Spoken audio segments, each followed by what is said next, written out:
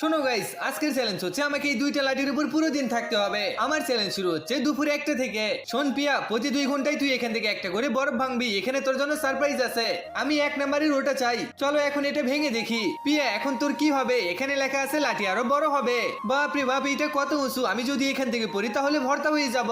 Guys, আমি এই লাঠির উপর যেভাবে সেভাবে 1 ঘন্টা পুরো করলাম। এইবার রাজু 9 নাম্বার বরফ ভাঙবি। আচ্ছা ঠিক আছে। আরে বা পিয়া, এখানে লেখা আছে তোর পিছন লাল করতে হবে।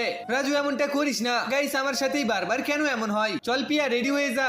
হে উপরওয়ালা, এই ছেলেটা তো আমাকে মেরেই ফেলবে। তোকে ছাড়বো না আমি। এই নে পিয়া, বরফ ভাঙ। দাও, ভাঙছি। এখানে লেখা আছে লাঠির সাইজ ছোট হবে। আরে বা গাইস, এইবার তো কিছু আমার সঙ্গে ভালো হলো। এখন মনে হচ্ছে আমি আরামে 24 ঘন্টা এর উপর পুরা করতে পারবো। এখন আমি ভালোভাবে হাঁটতেও পারছি। চলো এখন আবারও বরফ ভাঙি। ওখানে লেখা ছিল তোকে এই লাঠি দিয়ে 100টা বেলুন ফাটাতে হবে। আরে বাপরে, এটা তো অনেক মুশকিল। আমি কিভাবে করব? না পারলে তুই এই চ্যালেঞ্জ হেরে যাবি। গাইস, এটা তো অনেক মুশকিল মনে হচ্ছে। এরপরেও আমি যেভাবে সেভাবে অনেক কষ্ট করে অবশেষে সবগুলো বেলুন ফাটিয়ে ফেলি। চলো গাইস, আবারও বরফ ভাঙি। এখানে লেখা আছে তুই অনেকগুলো খাবার পাবি। হ্যাঁ, নিয়ে এসো খাবার। এমনি তো আমার অনেক খিদে পেয়েছে। এই নে তোর খাবার। আরে বাহ গাইস, খাবারগুলো অনেক ভালো ছিল।